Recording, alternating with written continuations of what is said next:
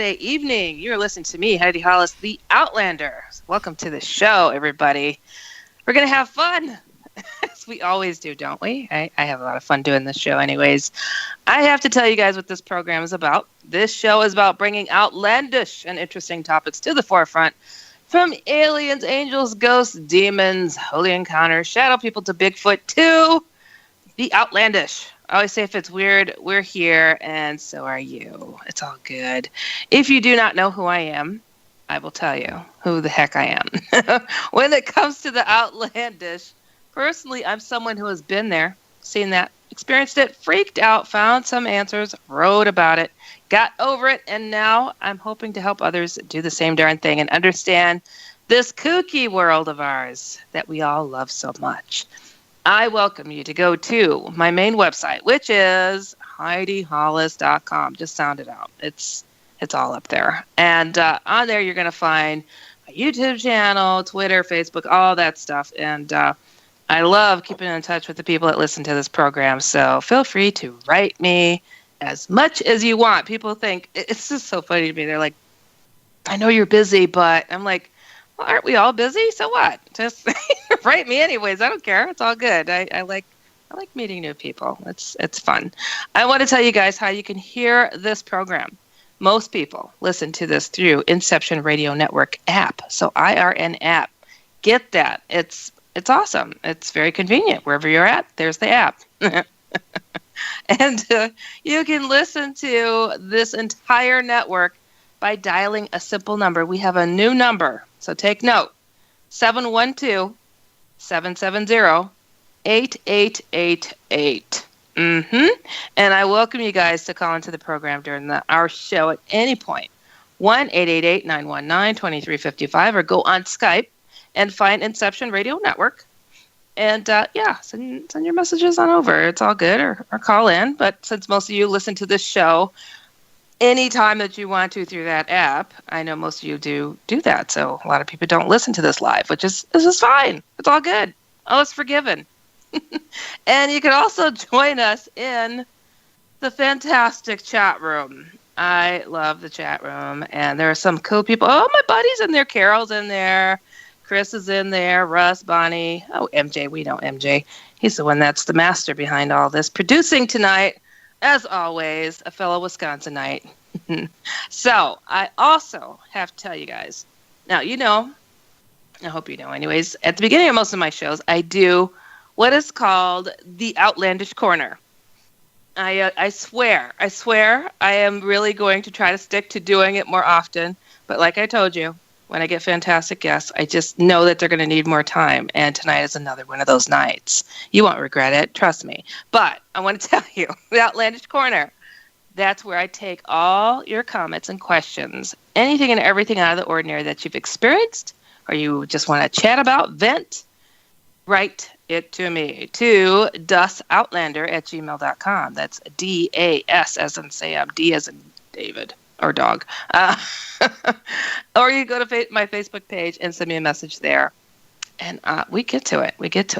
So, tonight, what are we going to talk about? Well, I'm going to have somebody on this program. I haven't had on here for a bit, and it's way overdue. So I'm going to do formal introductions here, okay? Everybody, brace yourselves. Laurie McDonald, clinical hypnotherapist and extraterrestrial researcher, is the owner of True You Hypnotherapy, is the founder and organizer of the Sacramento Alien Abduction and Contactee Support Group. Her life's passion has been working with experiencers and helping them gain insight and balance. She teaches life skills for self-actualization and conducts personal empowerment workshops. Everybody, please give a warm round of applause and go to trueyouhypnotherapy.com. Warm round of applause for Laurie McDonald. Oh my gosh. Calm down, people. Calm down. Laurie's here already. Hey, Laurie, how's it going? I'm doing great. How are you, Heidi? Well, I think that you're in a better corner of the earth than I am right now. Please do share. What on earth are you doing and where are you? Right now, I'm in Phnom Penh, Cambodia. That's the capital city. On the 9th floor of a hotel with the most amazing view of the two main rivers that run through here. I'm taking a breather in the capital city for a couple of days. Just had some pretty amazing jungle experiences and a near-death experience doing some cave investigating where we descended to check out a temple that was, engraved in the stone. And in fact, it was there. But, this is Cambodia, and they're not really up on tourism. So when we're on the back of a motorcycle, my husband and I took the motorcycle on the back roads, and we headed out to this cave that we heard about. It had this amazing temple, and it was related to the Hindu religion, which of course is related to the UFO phenomena, because they were really one of the first religions to talk openly about the Vimalanas, the flying machine. So we go down there, and now we've got this 16-year-old kid who's a guide, and he is, Southeast Asia, so it's hot and muggy, and we're dripping wet, slick, and he's got us going through these small holes into the depth of darkness. I heard the gravel fall. It took a while before it hit the water. We are free climbing in the dark, and it was absolutely terrifying. So we managed to do that, and I saw just with just the smallest amount of light what was ahead. He didn't have a flashlight. I happened to have a small little one in my day bag. But we backed out of that and ended up going on a just slightly less treacherous way through the cave, and found, though, the most amazing carved elephant. It was just gigantic, and below the legs of the elephant was in sandstone carved a monk in meditation. So it was really a combination of two different religions in this particular very hard to find temple site. It was just absolutely amazing. But the reason I'm in Asia, first started off in China, and came through the north of Thailand, and I've been in Cambodia for, I don't know, 2 or 3 weeks, maybe not quite that long. I only have a 30-day visa for this country. But we're here to really investigate Angkor Wat. It's the crown chakra of the planet. I just finished a women's empowerment retreat. The other website that I have is femininegoddessretreats.com, and I co-facilitate those with Holly Cook. We just did our last one. It ended on the 1st of August in Mount Shasta, which is the root chakra of the planet. So I find it pretty interesting that, within 30 days, I go from the roots to the crown. But at Angkor Wat, there's amazing energy there. Honestly, my head was buzzing. Oh. Frequent buzzing. My crown chakra was buzzing. My heart was totally buzzing, heart chakra. And it was just an amazing experience. It climbed up every nook and cranny, everywhere that they allowed us to go, and maybe be honest, in a couple of places where they didn't want us to go. But you can definitely feel the energy change. The people around Cambodia, the main city there is Siem Reap. They are very warm and open, very fast to laugh and point out. And it's still an active temple, Angkor Wat. The young monks are there as well as the older ones. And they're trying to keep the energy there. So one of the things about Angkor Wat is when you look at the ley lines of the planet, you've seen all of the energetic lines, how they correlate with, say, the Egyptian pyramids. Well, all of the lines end up here, right here in South Africa, right in this area. So amazing.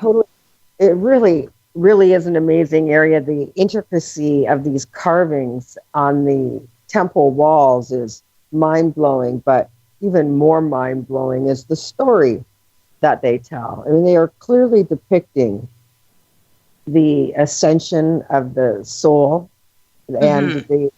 and they also are depicting the different God coming down and helping them to reach that. You know, they have all of the temples here have these amazing carvings of the Nagas, and the Nagas really descended originally from the Anunnaki extraterrestrials from Nibiru. And then here on the planet, after the division of the brothers, Naga went into the water. And there's been an underwater base for a very long time. So how they have these beautiful Naga princesses depicted are half fish. That is what they look like. They look like mermaids. You know, Wow. they look just like our typical image of a mermaid. They have said to have the ability to shapeshift.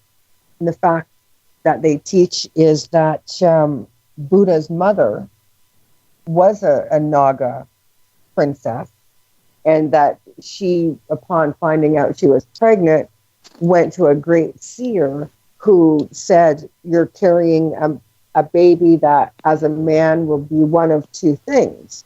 He will be either a great ruler of man or a great healer of man." But so this upset the princess because she wanted the empire to continue, and she wanted a great ruler of man. That's what she wanted. She didn't, but she ended up with, of course, Prince Siddhartha, who became enlightened and goes by the name Buddha. So the connection between the direct connection between extraterrestrials and Buddha, for instance, is just so clear. But because of the way the Asian people interpret things, they come about it from a different way. So they look at, this Naga as a great protector. And yeah, it's protection, but the face is depicted sometimes as they think it looks evil. But, that's man's influence to Right. True. keep them on the right path. But so, yeah, we're looking for portals too. I mean, I'm very excited about going to Vietnam. I was working with an experiencer, and then had another experiencer with a relatively similar story, both outlandish, Heidi. So we'll appreciate this, but they're Vietnam vets, and they served their country in 1968 and 69. And they were near a village called Cam Lo in Vietnam. And back then, the Vietnamese didn't have the capability to have helicopters that were suited for war. That technology just wasn't capable. They had a helicopter, but not one that they could use in war. So the code word in the government, in the military for UFO during Vietnam was enemy helicopter. They knew the enemy didn't really have helicopters, so they said they're seeing an enemy helicopter. That indicated that they were seeing, the UFOs. So my experiencer is a Marine, and he was sent out on duty one night, away from the rest of the troops, down into the jungle, where his job was to basically secure the line. If the enemy were to come forward, he would haul his butt back up and let his sergeant know, and they would move the line. So he gets into the jungle, and, for absolutely no reason, he becomes extremely tired. So I asked him, so did you nestle into a tree, pull your helmet over your head and try to sleep? He said, no, I just laid down ear to the jungle ground and fell asleep. I said, that's a little odd. Yeah. Almost as if you were drugged. It just came across so fast that he just fell right to the ground and not really made himself. So anyway, the before he fell asleep, he remembers the battle just raging, between these two hills or small mountains. It just went on all night long. And the next morning, when he was back at the base and the sergeant had him march to where the battleground was, 150 men, about 10 to 15 yards apart, they come around and he sees something that is beyond paranormal, beyond anomalous. He's not sure what he sees because there's some deception and a problem comprehending what's in front of him. But it looked like initially a pyramid, a perfect pyramid of enemy bodies with strange mutilation in the sort of the centers where like legs, feet coming out of mouths and come on, really? Wow. Yeah, strange things like that. But it really wasn't what was there. That was more of a, must be what I'm seeing. But Right. later came to the conclusion that what it was the giant exoskeleton of a huge bug about the size maybe of a Volkswagen vehicle. Oh, come on. That's time for me to check out. Yeah, well, then they involved a psychic. The psychic said that the United States government had the ability back then in the 60s to access the second dimension, and that all of the UFOs that were seen during Vietnam, those UFOs were coming out of the second dimension trying to protect the portal there in Vietnam, and that second dimension is filled with giants, giant everything, giant people, giant bugs, giant everything. That the second dimension is gigantic in comparison to the third. So I know with ufology and just receiving information from the experiencers that extraterrestrials have been described as many different things. Here in Southeast Asia, the way they describe ETs are very small, they say. They're like 8 centimeters tall, which is a couple of 2.5, 3 inches or something like that. And just recently in the news in Afghanistan, the coal miners dug up a very small, like 18 to 20 inch in diameter or 24 inches in diameter, little UFO. Did you see that in the headlines? I did, yes. Yeah. That's amazing. Right, and I believe that they tested the metal on it as tungsten, which is a metal that NASA uses on ships that go into or close to radiation belts in outer space. So there's quite a coincidence there. But I would say so. Recently I had Joshua Warren on here speaking of small UFOs being associated with the Puerto Rican culture. The natives that are from there, I can't recall it, Taino Indians or something, I believe, and these small craft are depicted, and he's been able to capture some on video. So, and we're the giants to them. Yeah, that's wild. It's wild, right? So, yeah, very wild. Now we're the giants, but here. They describe beings that they see that that are jinn, they call them, which are very similar to gray aliens in behavior and height. And I guess some of the feelings that are associated, the paralysis that a person can have overcome them when they're around these beings. But yeah, there's just so much going on here. We're partly here to investigate the Vietnam incident. I'm in Vietnam in about a week and a half. In a couple of days, I'm heading up into the mountains here to an elephant sanctuary where, there's only 68 elephants left in Cambodia. A lot of them oh, wow. Yeah. They've been mistreated and ridden to death and so forth. So not treated very respectfully. But there's this amazing sanctuary, and we're going to help take care of them. We get to swim with them and bathe them, and I'm sure there'll be a lot of crop shoveling. Well, you know, it sounds so rough, Laurie. I think I should come and take your place. It's like, my goodness, that sounds fantastic, except for your near-death experience. That's crazy. Well, and of all the things too, we were on the island of Koh Phangan in the Gulf of Siam, and had to cut through the jungle to get to where we were going. We had a destination, and there was a partial path, not marked very well at all.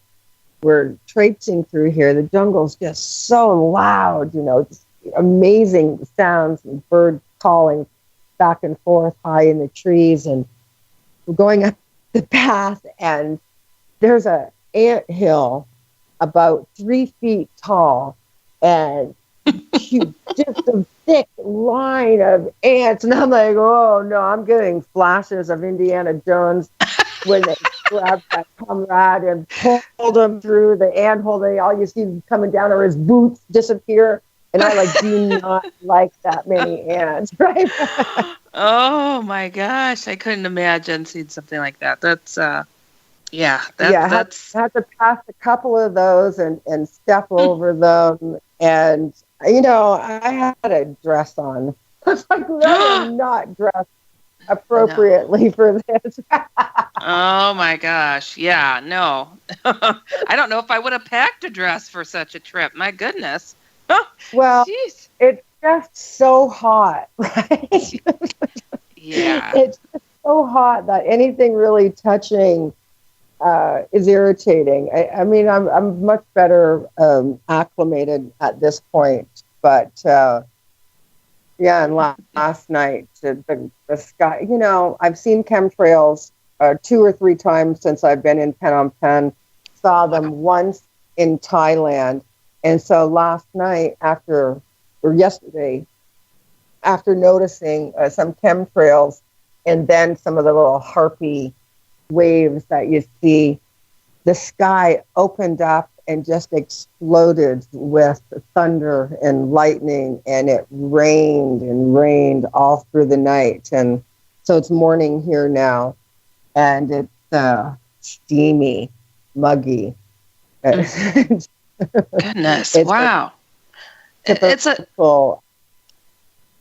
surprising to hear about the chemtrails, even that far over. That's something I have not looked into to see how widespread this is, and that horrific disorder. Oh gosh, what is that called? That goes along with it, where the wires are coming out of people's skin. Yes, and it's like I wonder how consistent it is in other countries to experience that Morgellons disease.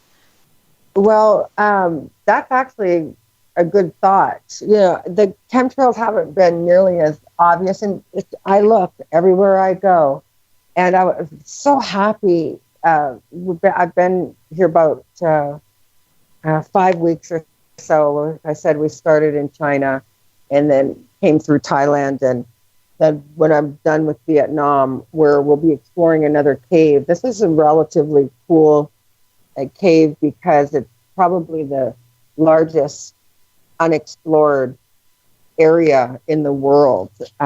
This entrance to this cave was found by some farmer, and he got a hold of these archaeologists, and by the time they got to Vietnam, he couldn't find it again.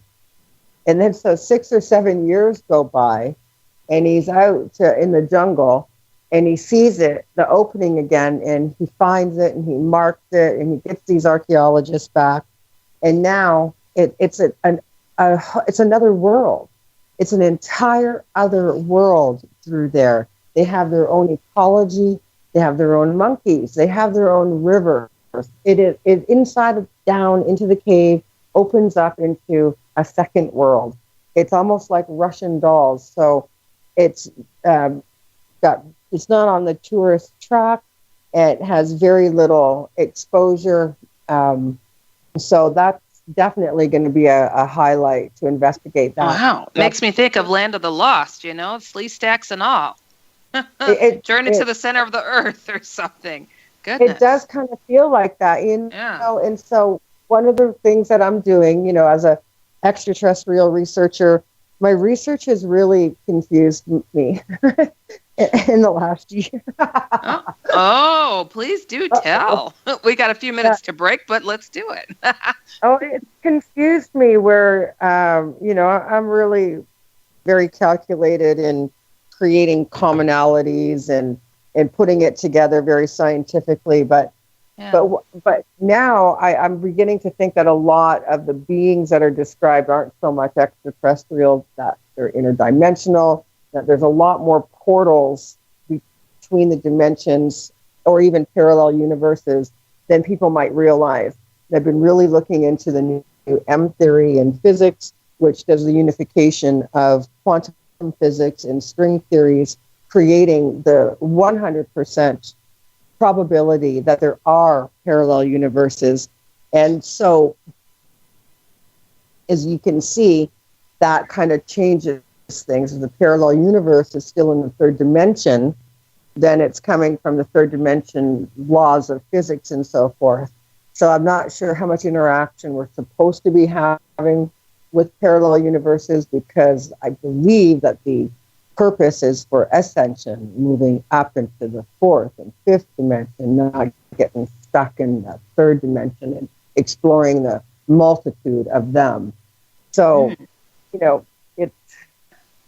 it's got me thinking that a lot of what people might be thinking of as UFOs are not, that they're coming from another dimension, not so much out in space, say past the Virgo cluster or on the other side of the Milky Way or in a different galaxy far, far away. And although that's very possible too, and I do believe that there is life out there. Yeah. I think that the interaction is with the interdimensional.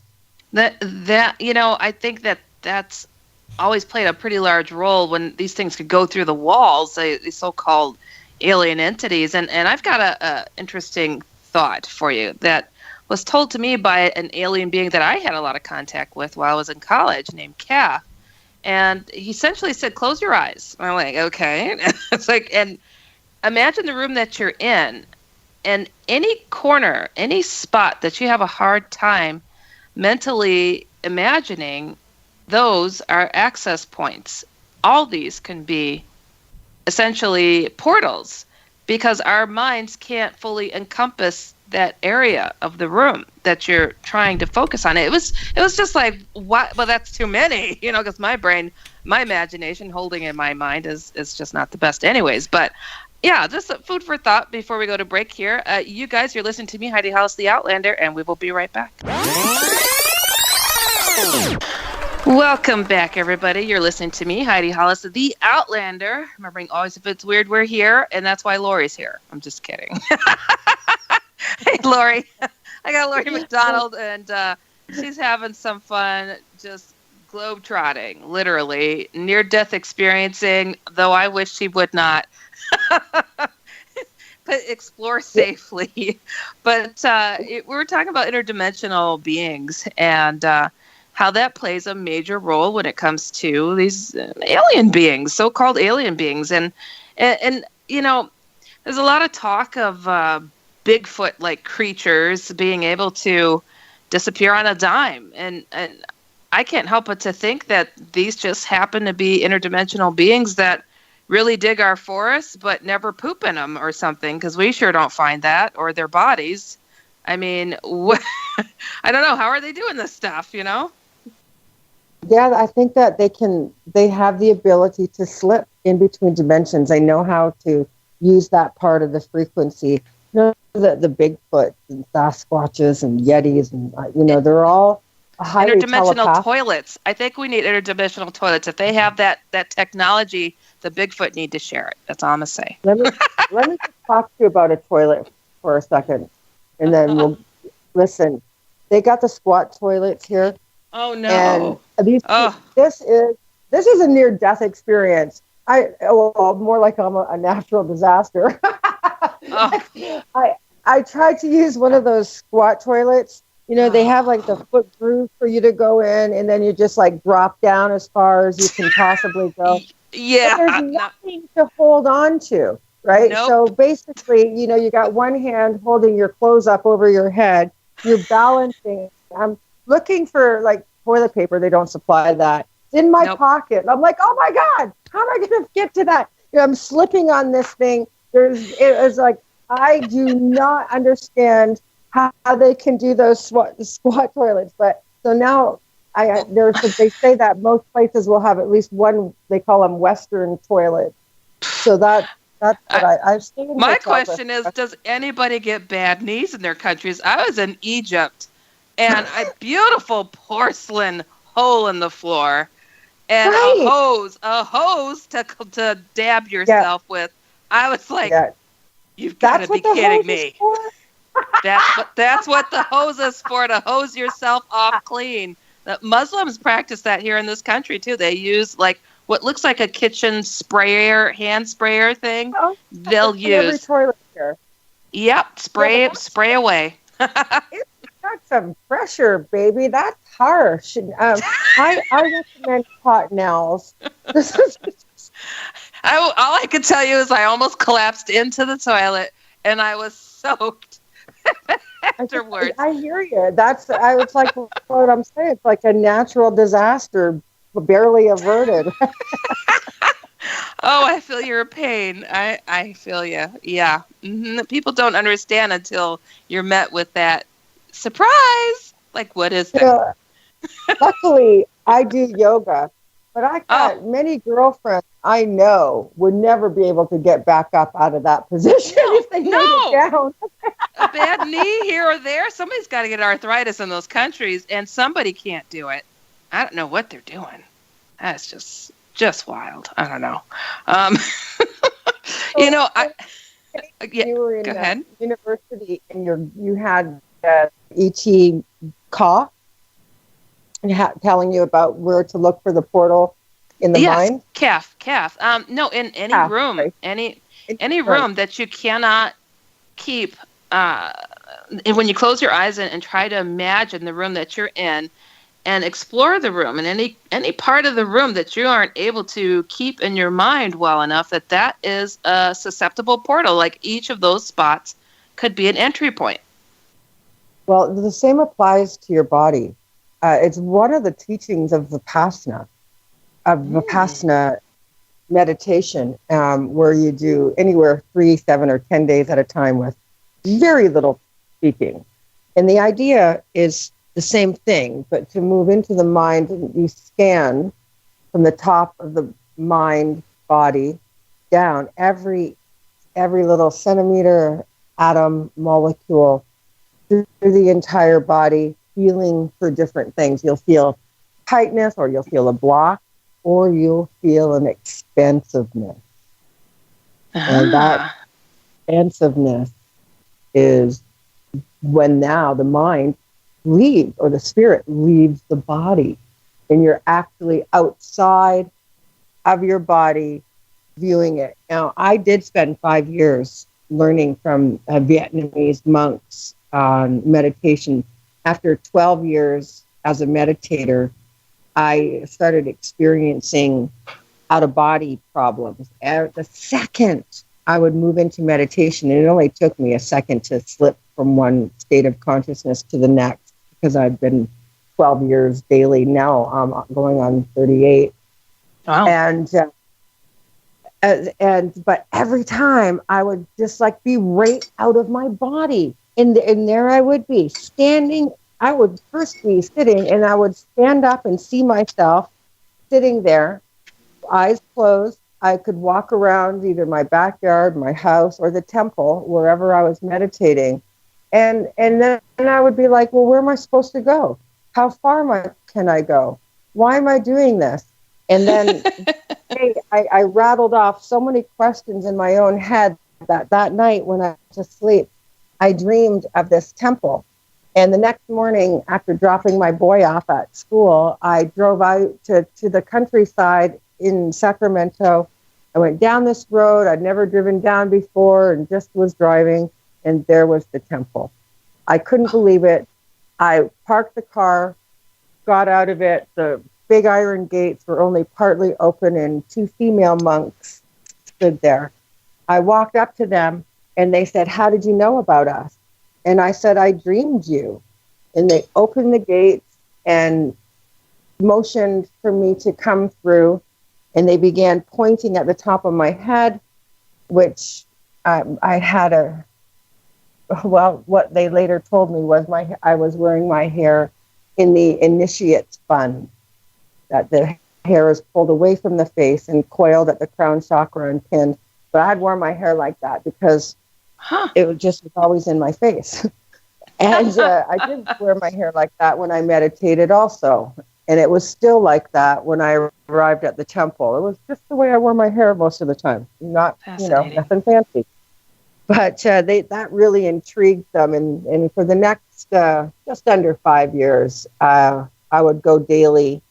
And I took all of my lessons in Buddhism, in Vietnamese, at that temple. The master was just amazing and did lots of dream interpretation with me. And I began to move into the deeper parts of meditation and really understand things on a different level. And they robed me and invited me to meditate with the monks. And I would do 18-hour meditation marathons is really what they are, because 18 hours of constant mind control. But this is what they taught me. If you don't know how to control your own mind, somebody else is probably doing it for you. Mm-hmm. And so without taking active steps into understanding the mind-body connection, they told me that's why you kept coming out of your body, so that you're forced to find the answers, so that you're forced to see how you exist outside of the body, to see that you are. Eventually, I learned the definition of human, Q being the ancient word for light.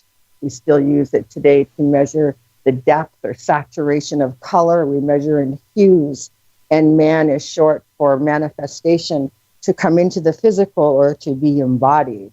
And a human is a light embodied being.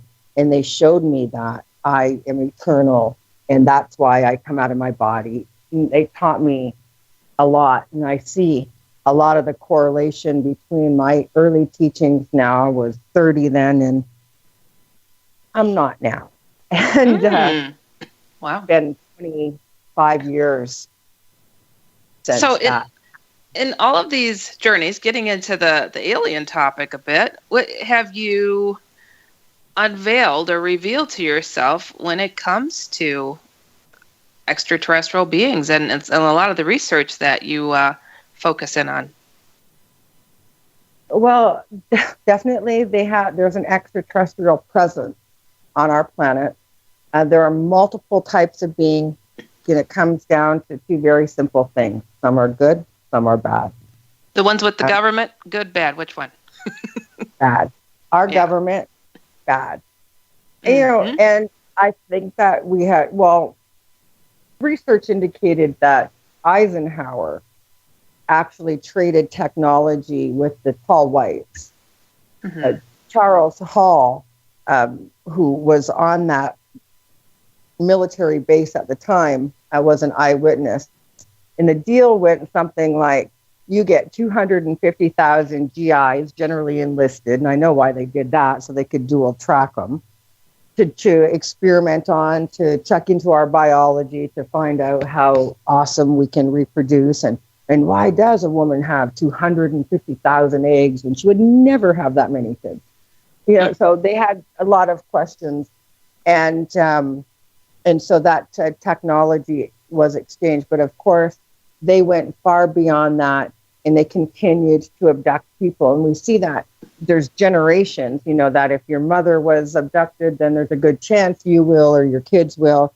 And I'd come to the earlier conclusion that was most likely because the abductor races, the Greys, the tall Greys, and so forth, they live much longer than the human body lives. They live about 800 to 1,000 years.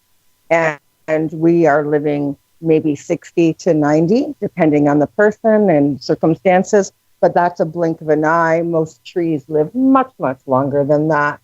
So they have to do the generational thing to get a broader picture. And plus, there's, they need the same bloodline, because as far as experimentation goes, you have to have that type of control factor. Can't just use it. Random what kind of beings? These are usually the Greys that are generally working with the government and abducting people that you're finding, or are there other beings that you're finding associated with the government as well? Well, obviously the reptilians are in there like a dirty shirt. Mm-hmm. They're not very smart, though. I don't think they're as nearly as technically savvy. What do you think, as far as the Greys are concerned?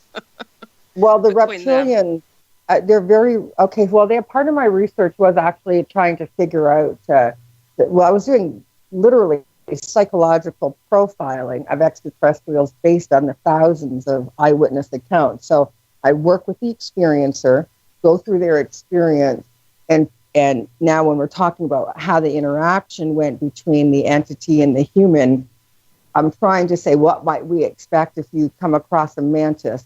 What might you expect if you're in the eye-to-eye, face-to-face? I would mess up a shoe because I would try to squish it, but continue.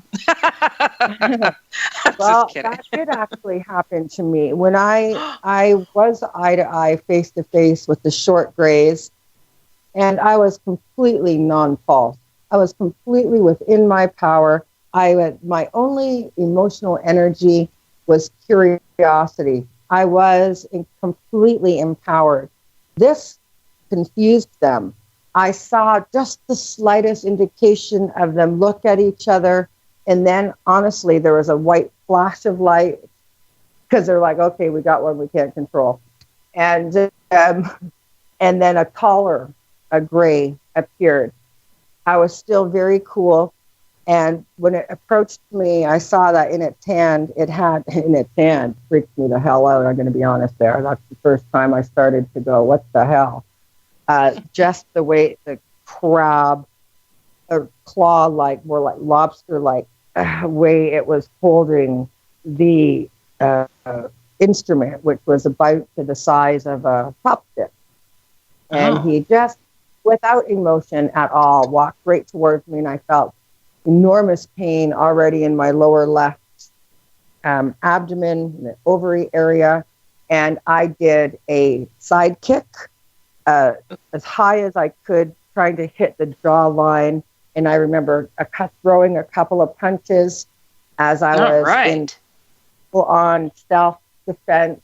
And the last thing I did, I tried to do a side kick with my left leg.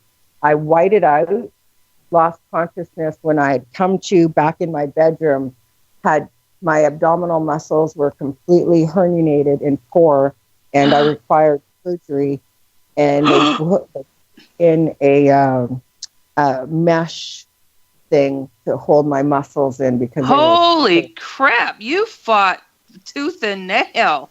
Wow. Yes, I did. I don't like needles. You need a round of applause for that one. Trying to do a roundhouse on the aliens. I love it.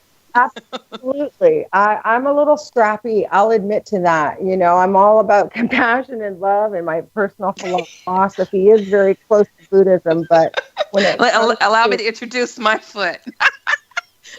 Hey, even Buddha screamed when he stubbed his toe. There you go. So come on. Right. Yeah. It's like, look, you did not come invited, mister. Here is a roundhouse kick to the face, all right? And plus, I was so cool. And it was probably not even a week before that happened. I remember my dog, Rex the Wonder Dog, who was in the paper, Free to a Good Home. And anyway, Rex was lying on his back. He used to lie on his back and spread his paws out and throw his head back, and his lips would hang back, and his face would look really alien. And I used to think, okay, so if you've never seen a dog before, that might kind of weird you out, but I'm coming from the perspective that I totally love Rex the Wonder Dog, Free to a Good Home. And That's what we called him. We didn't really want him. He got in the car and he wouldn't get out. We just ended up keeping him for a decade. Or I know, it's adorable. But, so I was like doing little mind games with myself. So how would I act though? I wouldn't.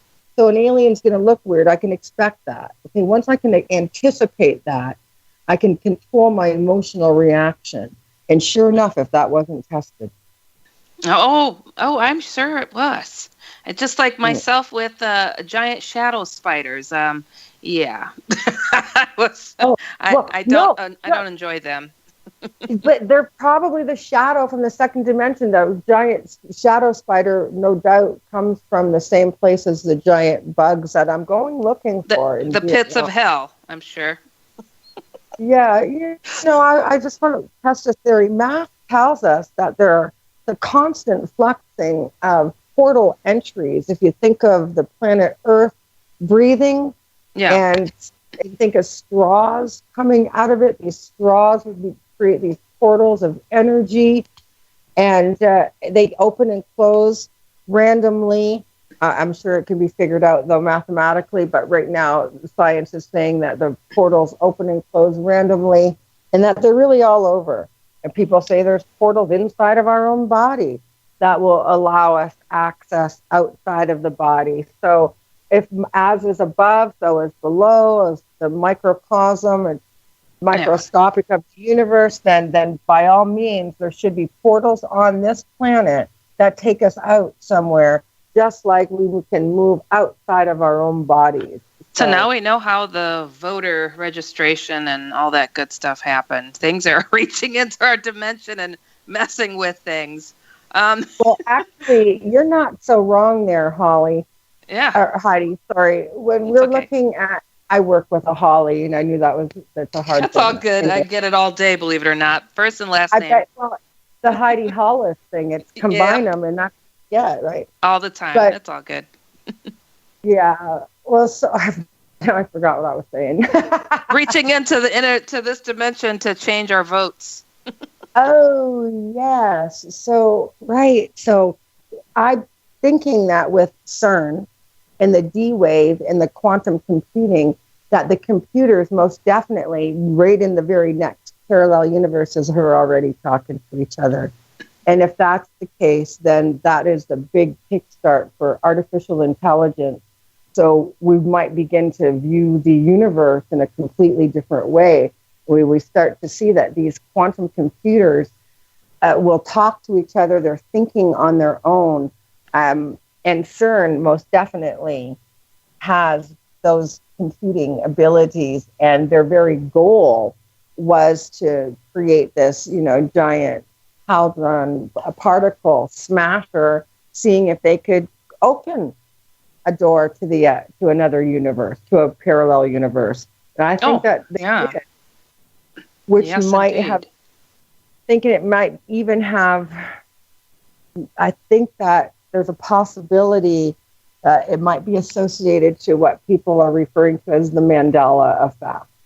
Where, have you experienced that yourself? I think everybody's taking note of that. Yeah. Just mind-blowing stuff. Just really, like, you don't notice it until somebody mentions something, and I'm like, oh, yeah. Berenstein Bears. Oh, for God's sakes. Now I know for a fact what that was, okay? Because I read those crappy books and watched those cartoons with my children. I monitored what they watched and read. And the big question was Berenstein or Stein. The word Stein was never an issue because it was never that in our reality or in this timeline, although we see that there is evidence that says otherwise. So that's why when I do my research, I go on the deep dark net, and I've gone into the United States Patent Office and Registration Office and pulled and copied patent numbers for products that I know have changed. And I actually found the evidence in the original paperwork for the product Febreze, the air freshener, and it was Breeze, and now it's not. Now it's Febreze, which doesn't even make sense. It's illogical, but there's no logo changing. Here was their commercial, right? Laundry on the line with the ocean in the background, and it was smelling like an ocean breeze, right? No. Yeah, right. An ocean breeze? No, it's breeze. Yes. Right, and also the big one right now is Coca-Cola. Mm-hmm. The hyphen being above the A.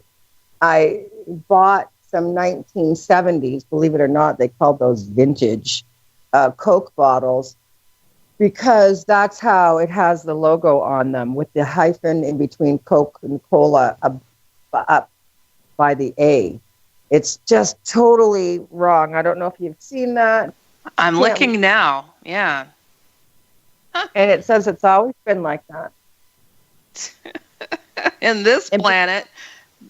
Jeez. Right. And so we are seeing a convergence of flexing. And so it has to be a simulation of only a computer can do that.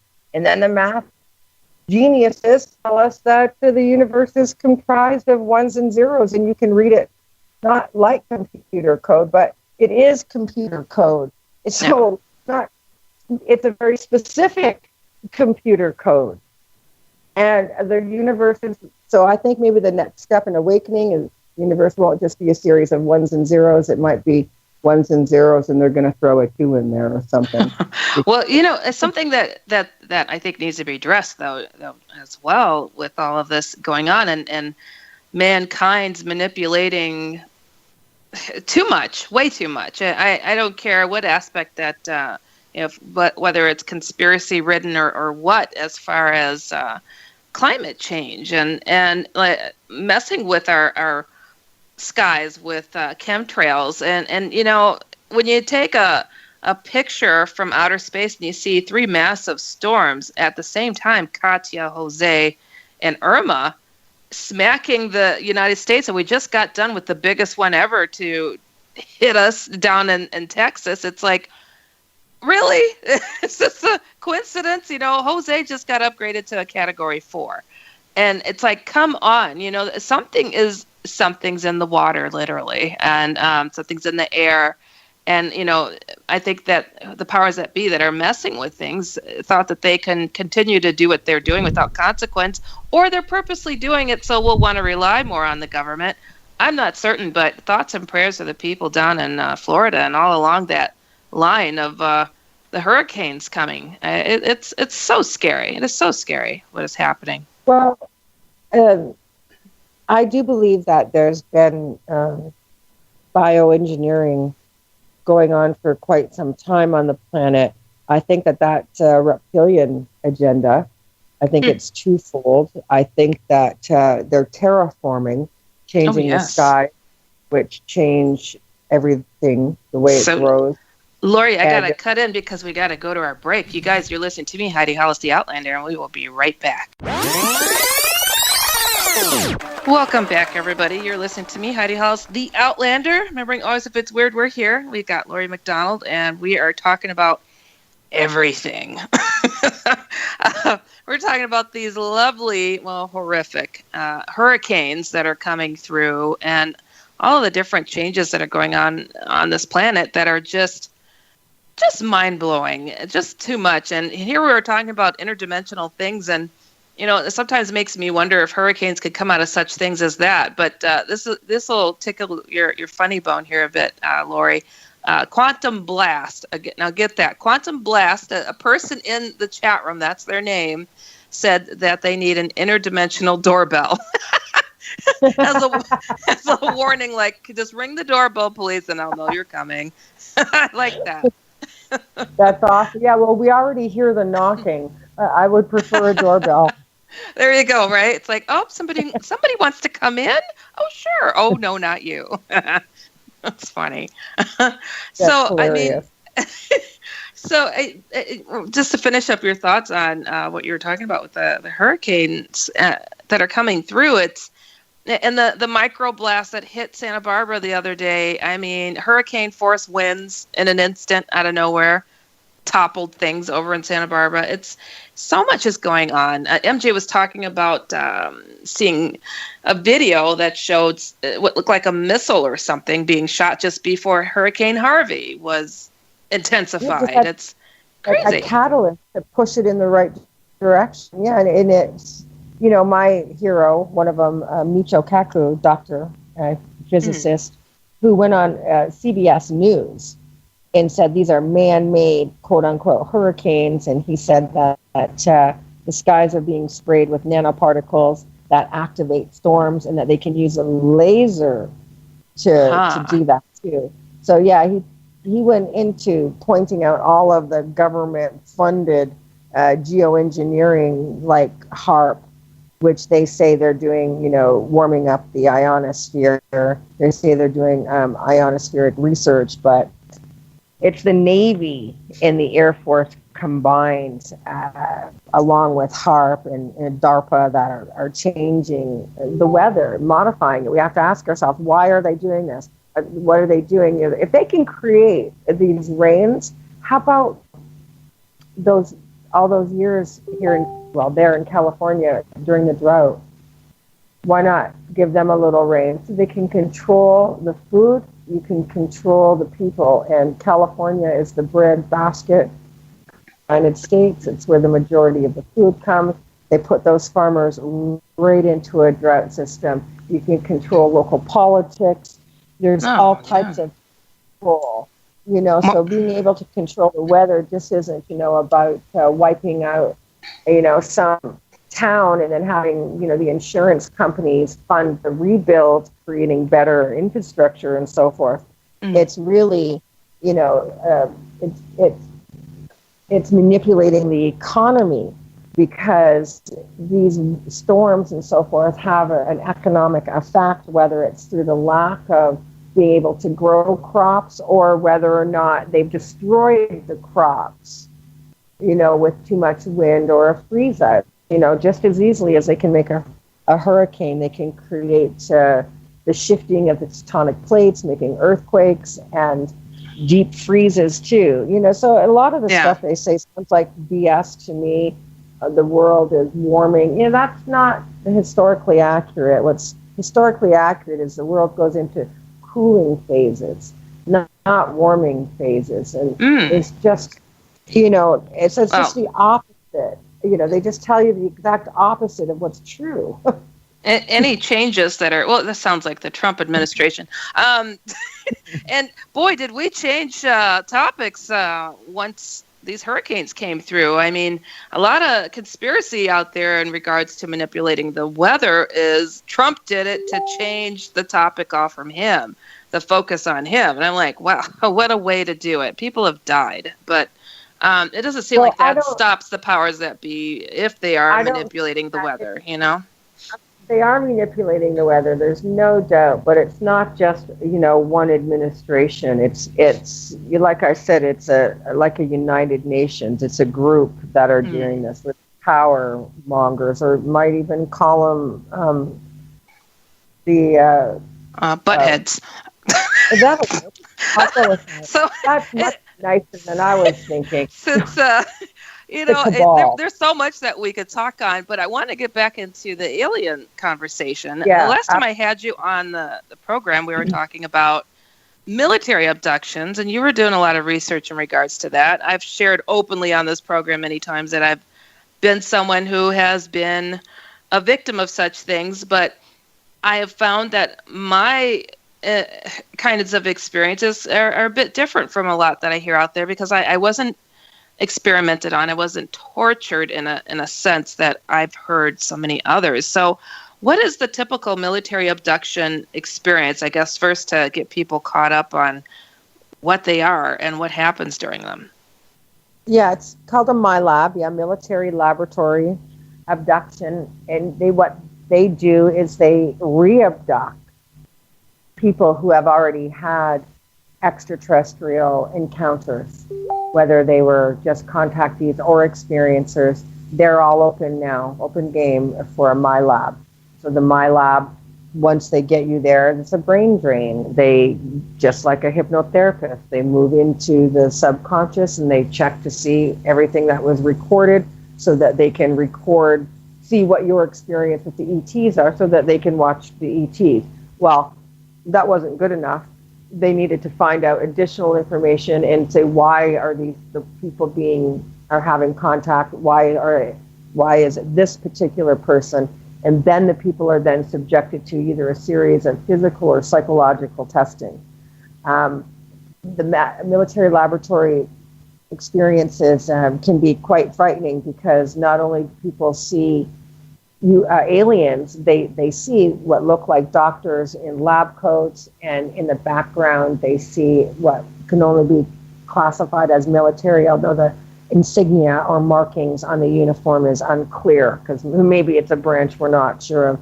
Maybe it says shadow government, but they can't see exactly what the insignia, but the perception. And perception's very important when you're looking into the subconscious, because what it doesn't understand, what isn't clear, then you begin to use your other senses, become involved, and you perceive the energy now, and they can suss out what's happening.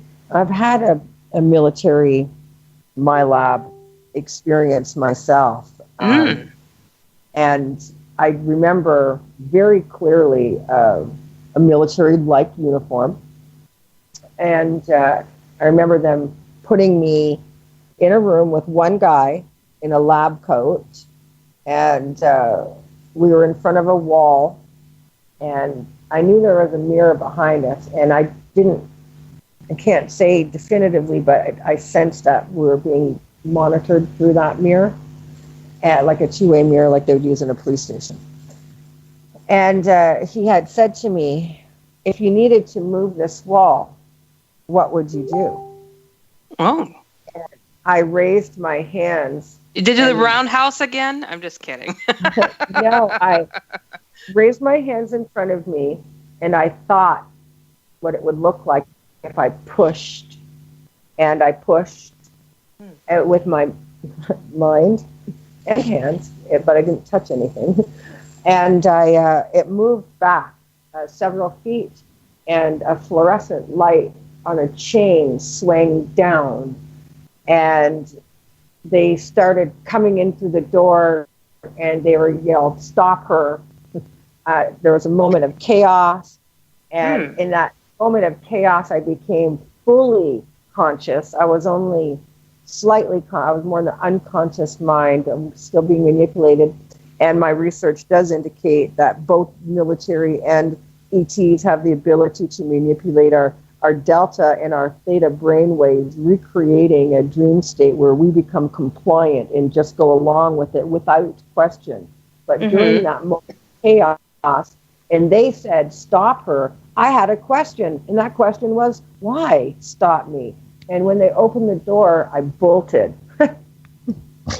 And I ran as fast as I could with all my might through the door, and honestly, what I saw next was a round door that had interlocking chamber in the center of it, so it would open like an elevator door would open from the middle.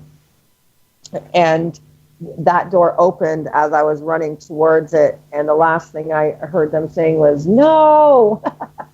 Oh my gosh. And I ran through that and right into a completely different scenario where I was, again, fully conscious, and I knew that I was like outside, kind of on the side of a mountain, and there was snow on the ground. And when I looked up, I saw a being, and she was a woman. And honestly, I must have only come up to like her kneecap.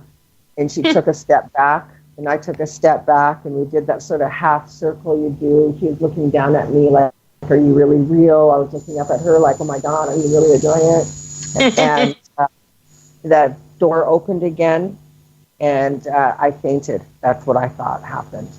I'm sure they did some dart thing. I have no idea. Wow. All I remember is it got the sensation of fainting. Like I know that my mind became, I was focusing harder and harder to stay awake. And I was telling myself, if this is a dream, how can I fall asleep again? I can't fall asleep if I'm dreaming. And Right. I can't, I'm still awake. I'm going to stay awake. And then I couldn't. Wow. And Do you know about where you were located?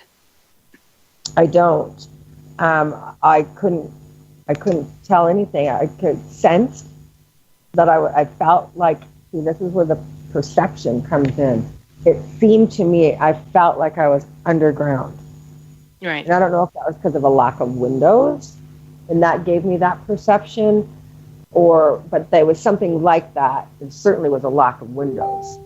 And just a little slightly darker feeling, and the lighting was a different type of lighting than you would normally see. It was just too fluorescent in the military lab part. Wow. It was really bright. How is this something that's happened like not too long ago, or? Listen, last September I spoke at the Be the Shift conference that Laura Eisenhower helped sponsor up at the Isetti Ranch. Yeah. And I know that stuff comes up in you emotionally when you're near these strong portals, and this is supposed to be a Stargate there. I went there open-minded, of course, prepared to speak, and I also did the guided meditations on the ranch every morning. And but still, I was thinking, portals, a Stargate, really? Oh, let me tell you, we're out in the area that they call the Stargate. We're looking up at the mountain. Mountain disappeared from my focus, and I was with two other women, and we had the Tibetan singing bowls, and we were doing some like Celtic chanting stuff. It turned out to be quite beautiful. They had beautiful voices. I just was a participant. And as we walked back, everybody was like, Laurie, turn around. So we turned around, and where the Stargate, where it opened, there's like apparently a little door there. It lit up from one end across that mountain to the other. One, what we would call a UFO, after the other, in succession, from one end to the other, from one end to the other. It was like Close Encounters. It was so bright. Nearly as long as like applause would, and that was the feeling that all three of us women kind of felt. But that night, I went back into the room where I was staying in the speaker's house. There's a common room and then a bunch of bedrooms, and I went into the bedroom that I was using, and as I fell asleep, I woke up right away in like a hospital room. It felt very much like a hospital room, and the woman was handing me something, and I was going along with it until something throws me, and then I become completely lucid. And I joked, and I said to her, "You want me to put that where?" and I, as she turned and looked at me, her full face was that of the typical hybrid that you see. She had the lab coat on, but she was a tall gray human, and they have that Asian haircut with bangs, black hair, and short, and she was totally a hybrid. And she talked to me telepathically, and she said, do I need help with it? And I said no. And as I was saying no, my mind, her face started to change to the face of my daughter. And I was trying to because I knew she was, I think they're on to me now. They can tell when I'm 100% lucid. And so because it was like a hospital-ish, and because she had the coat on, I think that my lab checkup was last September, so I'm probably not due till later this month. My goodness! So these beings are working hand in hand with the government to take and kind of spy on what the other beings are doing that are not connected with them. Well, yeah, That's what it seems like. I mean, this was a total hybrid being, a total gray human hybrid that was, administering to me under those circumstances. And it's very unusual. But, my mom had experiences. Mm-hmm. But she had a missing time experience right after she started puberty, which kind of lines up in the research. But she had been abducted almost every other week for the full 9 months that she was pregnant. And she said that was the only time. She said she doesn't call them abductions because she went willingly. Mm. And she said, I think I might have told you, Heidi, is right after my 50th birthday, I did a TV show, and apparently she had seen it. And she never raised me. She called me up. She still lives in Canada. And she's like, Laurie, I'm her, and I think you need to know the truth now. I can't believe that you spent 25 years doing this UFO stuff. She said, I'm going to tell you the story of your birth. And she said that for the full 9 months, she was continuously abducted while she was pregnant with me. She would get scared, and she said there'd be 3 of them standing behind her head, and they'd tell her, "Don't worry, you're safe. We're only interested in your baby." And this went on for the full 9 months, and then late in September, she was sitting in the backyard very early in the morning, and 2 of the beings showed up on either side of her. They floated her, just floated. She said her feet weren't touching the ground, and she had gone through the orchard right to the center where there's a clearing. That's where the tractors turn around for harvest. And she said a UFO was hovering above that. And as she saw the UFO, she was instantly on the UFO with the 2 beings. They did all types of other testing. She remembers an implant. She told me all this as she was telling me this. I called my husband over and put her on speaker because I don't know her. She didn't raise me. She said she couldn't feed me. I couldn't take the breast milk. I wouldn't drink the cow's milk. Still, I'm a vegan. Won't have anything to do with that cow's milk. Wow. And she couldn't bond with me. She said she was terrified. Here's my mom. She's like 5'1" with black hair and brown eyes, and I'm almost 5'9", and I have very blue eyes. And she gave me away. Eventually, I was put up for adoption, but never adopted, and had gone through the hell of what they call foster care, in line to be adopted, and just it never happened for me. So all of a sudden, now I'm 50 years old, and I get this phone call, and she said she wrote it all down. She tried to tell my dad. She told her doctors what was happening while she was pregnant, and they told her it was hormones. They eventually shut her right down and told her not to talk about it at all. Now I'm thinking, oh my God, here I am running one of California's largest full-on participating experiencer groups. The president of OPUS, the Organization for Paranormal Understanding and Support. I think I was just a board member then. I'm now the president. And I do these free meetings, and supply everything. And women have come to me scared. They've had eggs missing. They've been taken on ships. They've been in nurseries. They've had creatures put into their hand that their job was either to love or to nurture somehow. Some of them repulsed them. Sometimes they were told that they were their baby.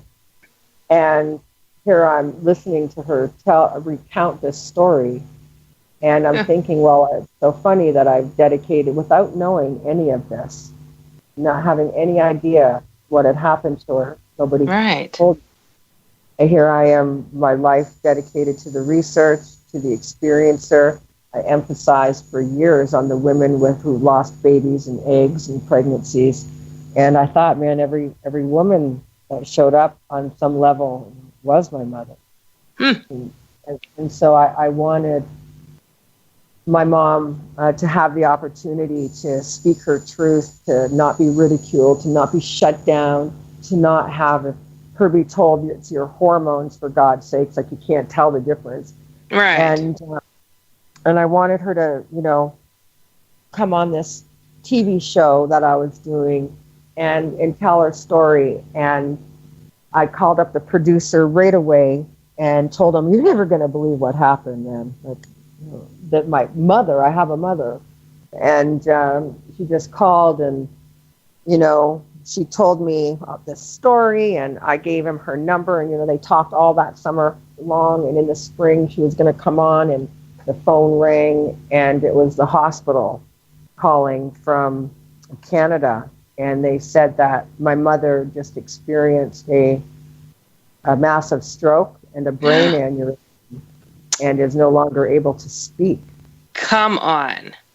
And I got on a plane, hired a car waiting at the Detroit airport. I got on a plane and I flew to Michigan, got into the car. They took me directly to the hospital. I saw her as they were reeling her away for brain coiling, and she suffered the stroke then.